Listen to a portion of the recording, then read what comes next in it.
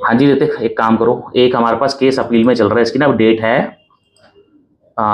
इसकी डेट है 13 तारीख की है। Okay sir. ये केस हमारे पास लास्ट ईयर आया था, ऑल दो इसमें ऑर्डर पास हो चुका था।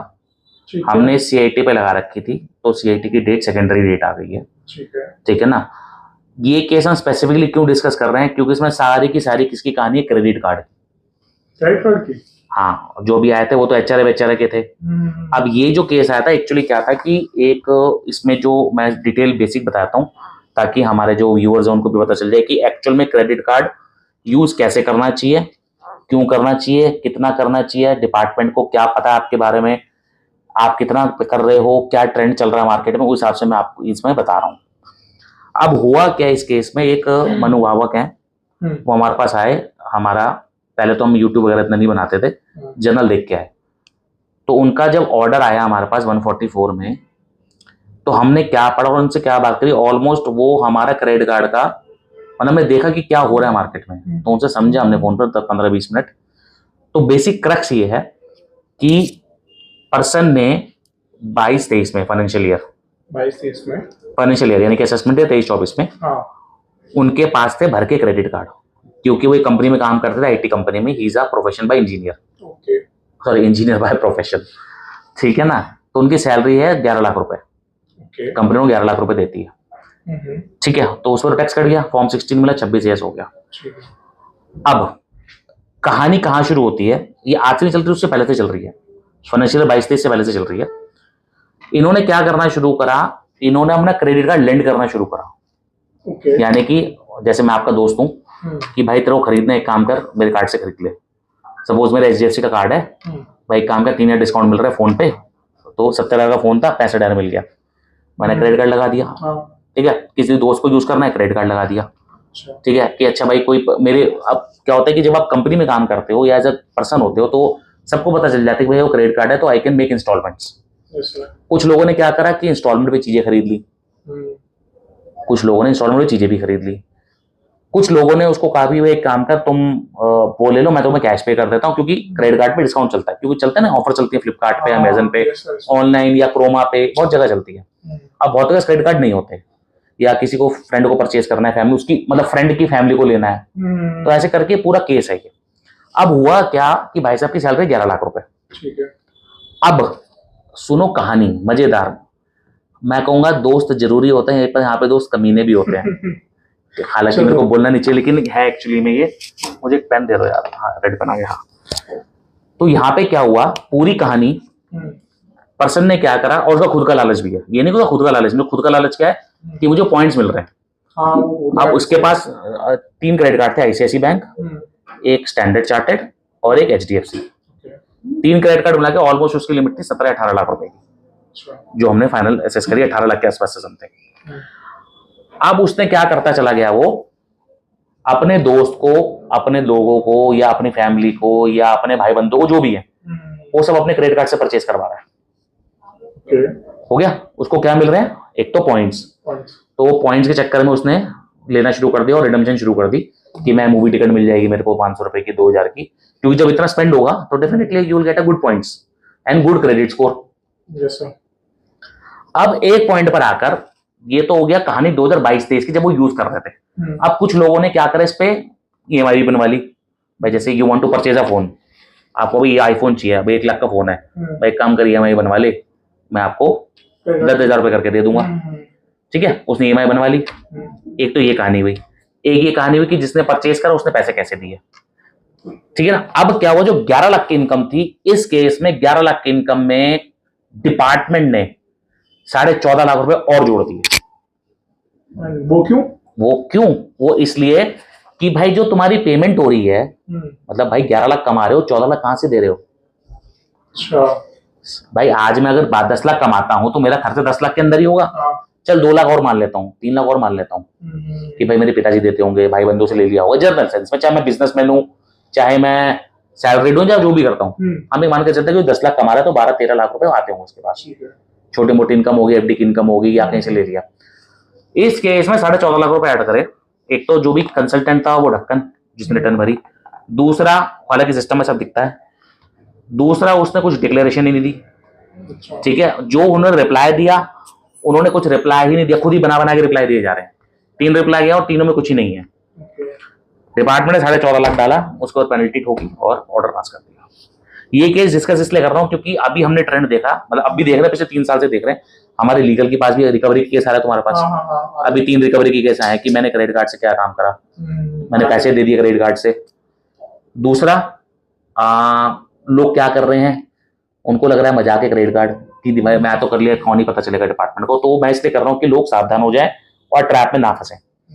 इस केस में क्या हुआ कि बंदे ने टोटल खर्चा करा 14.5 और ऑलमोस्ट 17 लाख रुपए, तो 2.5-3 लाख रुपए खुद का था, वो तो हमने प्रूव कर दिया, वो तो हमें पता उसके प्रूफ है। अब एक यहाँ पे जो पर्सन है उसने 4 EMI बनवाई थी ऑलमोस्ट 5.5 लाख रुपए की, 5 लाख की 5.5 लाख की EMI बनी है इस केस में।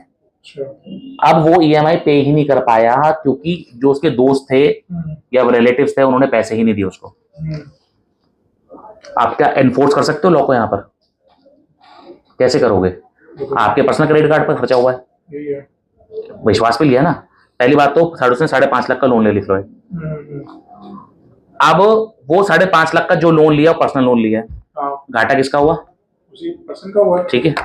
दूसरा, उसका सिविल बिगड़ गया क्यों? पेमेंट टाइम से नहीं हो रही, मिनिमम ड्यू पे भी इंटरेस्ट लगता चला जा रहा है। भाई मिनिमम ड्यू दे रहा होगा ना, इससे तो कुछ दे नहीं रहा होगा ना बेसिकली। अब डिपार्टमेंट ने पकड़ा कैसे? डिपार्टमेंट ने पकड़ा ऐसे कि तुमने जो खर्चा करा है 17 लाख रुपए का, 5.5 लाख का तो हमने लोन प्रूव कर दिया जी, हमने लोन लेके ये क्रेडिट कार्ड क्लोज करा है, तो 5.5 लाख हट जाएगा। अब लोगों ने क्या करा है कि कुछ महीने तो उसको अकाउंटों में पैसा दिया, कुछ लोगों ने उसको कैश दे दिया। अब जो अकाउंटों में पैसा दिया है, डिपार्टमेंट ने उसको अनएक्सपेक्टेड डिपॉजिट मान के केस ठोक दिया। भाई तुम 11 लाख में 14 लाख का क्रेडिट कार्ड का खर्चा कर रहे हो, सोचो। भाई तुम खाते पीते क्या हो? 4-5 लाख का तो राशन भी खाते होगे। जरूरत है कि भाई आप मान के चलो 10 लाख कमाते हो तो 30 से 40% तो जरूरत में खर्च होता होगा। तो सर डिपार्टमेंट में ये किया कि तुम 14 लाख का खर्चा कर रहे हो, हाँ, तो पैसे कहाँ से? हाँ, पैसे कहाँ से आ रहे हैं? एक तरीके से वो तुम्हारी अनडिस्क्लोज इनकम हो गई। हाँ, अच्छा, इसलिए उसने अनएक्सप्लेन्ड डिपॉजिट, हाँ, वो अनडिस्क्लोज इनकम करके उसने ऐड कर दिया सेक्शन 69 में। अच्छा, ओके सर। जो हम डिस्कस करते हैं ना कि 143(2) इशू हो गया, इसमें क्या होगा? ऐसा कुछ नहीं होता, सारे सेक्शन किसी ना किसी केस में लग जाते हैं। यहाँ सेक्शन 69 लगा दिया उसने कि अनएक्सप्लेन्ड डिपॉजिट है, मुझे नहीं पता कहां से आया है। अब उसने जहां भी ऑनलाइन पढ़ा होगा, जैसे भी होगा, हमें नहीं पता, उसने कहा जी मैंने दोस्तों, अब जिस एक बंदे ने डिपॉजिट कराया 2.5 लाख रुपए, उसका दोस्त ही है, उसकी कंपनी में काम करता है, तो उसने कहा जी वो लिख के दे दे, डिपार्टमेंट मांग रहा है कि भाई तूने ट्रांसफर करा। अब वो लिख के देने को तैयार ही नहीं है। भाई कौन अपने ITR में पंगा लेगा? ये तो है, क्योंकि हमने लास्ट टाइम डिस्कस करा था, उसकी ITR भागे भी जोड़ सकता है। भाई डिपार्टमेंट को भी पूछ सकता है, प्रोसीडिंग उसके खिलाफ भी जा सकती है। हाँ जा सकती है ना। भाई तूने 2.5 लाख दिया, हो सकता है उसने कहीं और से कमा रखा हो सकता है उसने कैश में कमा रखा हो, ऊपर से इसके अकाउंटों में कैश डिपॉजिट है, इसके अकाउंटों में कैश डिपॉजिट है ऑलमोस्ट 5,22,000 के आसपास का, ये लिख लो कैश डिपॉजिट। और अब कैश डिपॉजिट का तो कोई सोर्स ही नहीं है, वो तो उसने ऐड करना ही करना है, समझ रहे हो? तो 5,25,000 के आसपास ये है, 5 लाख के आसपास आपका नहीं वो लोन है और ऐसी 4.5-5 लाख के आसपास का ऑनलाइन ट्रांसफर है। अब प्रॉब्लम क्या है इस केस में कि इसने वही टोटल 14.5 लाख के आसपास ऐड कर दिया है। Reason being that he has taken the transfers, there is no explanation कि मेरे पर डिपॉजिट कहां से आया। जो आप कैश डिपॉजिट कर रहे हो उसका कोई सोर्स नहीं है, डिपार्टमेंट तो मांगेगा तुम्हारी इनकम है। और तीसरा कि जो तुमने जो हमने लोन लिया है वो प्रूव हो गया क्योंकि बैंकिंग इंस्टीट्यूशन से लिया है। हमने HDFC का लोन लिया है HDFC से क्लोज कराने के लिए, तो HDFC ने दे दिया कि आप अपने लोन इसको क्लोज करा दो। अब हुआ कैसा कॉन्सिक्वेंस, एक तो लिटिगेशन किसको झेलनी पड़ रही है, एक क्रेडिट कार्ड पॉइंट्स के चक्कर में। हाँ जी मैडम, जो हम कहते हैं क्रेडिट कार्ड पॉइंट्स, ऐसे बहुत लोग कर रहे हैं कि भाई मैंने उसको लेंड कर दिया पैसे, वो मेरे को क्रेडिट कार्ड से पेमेंट कर देगा, मैंने क्रेडिट कार्ड से पेमेंट कर दिया, वो मेरे को कैश में दे देगा। आप ये ध्यान रखना, क्रेडिट कार्ड की तो लिमिट डिफाइन है। अगर आप कैश में पेमेंट कर रहे हो क्रेडिट कार्ड में तो 1 लाख रुपए डिफाइन है। अगर आप 1 लाख से ज्यादा करोगे तो बैंक अपना रिपोर्ट कर देगा, हम नहीं रिपोर्ट करेंगे बैंक। और अगर जर्नल में पेमेंट कर रहे हो यानी कि कोई कैश पेमेंट नहीं है, सारी ऑनलाइन पेमेंट है, तो 10 लाख से ऊपर रिपोर्ट कर ही देगा। ये जनरल क्राइटेरिया कहता है। अब ये तो ऑनलाइन लोग पढ़ लेते हैं, अब उनको ये नहीं पता कि इनकम क्राइटेरिया मिसमैच भी होता है।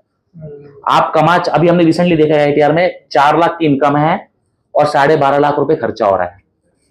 हमारे पास 2 केस आए हुए थे। उसमें क्या था कि आजकल लोग क्या कर रहे हैं कि जो सैलरीड लोग हैं सबसे ज्यादा वही काम कर रहे हैं ये, और फिर कहते हैं हमें नोटिस आ गए। 12-15 लाख 20 लाख रुपए सैलरी है, अपने क्रेडिट कार्ड से स्वाइप करवा रहे हैं किसी ना किसी को 2% पे, 2.5% पे, 1% पे। किसी मशीन में बहुत लोग बैठे हुए स्वाइप करने के लिए 1-1.5% पे स्वाइप हो जाता है, कैश नहीं। अब सपोज हमारी डेट है, सपोज आज क्या है 6 तारीख, आज मेरी स्टेटमेंट जनरेट हो गई। अब मेरे पास कितने दिन का टाइम है पेमेंट का? अगर आज मैं स्वाइप करूंगा, कल स्वाइप करूंगा तो 45 दिन का टाइम है, जनरल इतना ही होता है। 30 दिन वो प्लस 15 दिन पेमेंट का, 1 महीने स्टेटमेंट जनरेट हो गई प्लस 15 दिन। अब वो क्या करते हैं, सपोज मेरी क्रेडिट कार्ड के लिए आज भी जनरेट होगी एक्स बैंक की, हम नाम नहीं लेंगे, एक्स बैंक की जनरेट हो गई। 5 लाख में से क्या करा, 4 लाख रुपए स्वाइप करा लिया।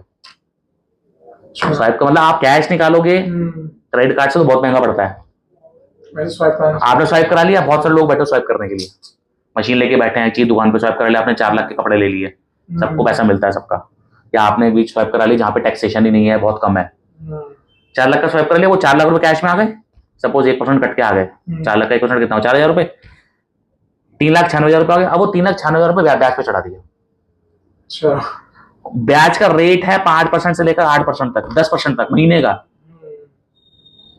ये हो रहा है एक्चुअल में, समझ रहे हो? yes, sir. अब जब पेमेंट का टाइम आया, तो पेमेंट तो कहीं से होगी, कहां से होगी? आपके अकाउंट से होगी, कैश में होगी। कैश में होगी तो मैंने लिमिट बता दी, सिस्टम पकड़ ही लेगा। yes, अगर अकाउंट से हो रही है तो कहीं ना से तो पैसा आ रहा होगा, या तो उसका दोस्त डाल रहा होगा या उसके पिताजी डाल रहे होंगे। लेकिन अब एक लिमिट है, हर चीज एक लिमिट है। पिताजी कब तक डालेंगे? पिताजी के पास भी लिमिटेड इनकम होगी, yes, या मम्मी के पास भी लिमिटेड इनकम होगा। भाई कहीं से तो कैश इंट्रोड्यूस हो ही रहा है ना, या कहीं से तो ऑनलाइन ट्रांसफर आ रहा है। अब वो करते करते करते करते जो तुम्हारे पास केस है वो 30 लाख रुपए वाला रिकवरी का ही है ना, उस बंदे ने डिफॉल्ट कर दिया। अभी तो उस बंदे ने डिफॉल्ट करा है, एक तो पैसे का फ्लो रुक गया, दूसरा अभी उसको इनकम टैक्स से नोटिस भी आएगा कि भाई तू कमाता 18 लाख रुपए, पर्सन बहुत बड़ी कंपनी में IT एम्प्लॉय है, नाम नहीं लूंगा, बहुत बड़ी कंपनी है, Tier 1 कंपनी है, पैसा घुमा रहा है, क्रेडिट कार्ड बने हुए 28 लाख रुपए के।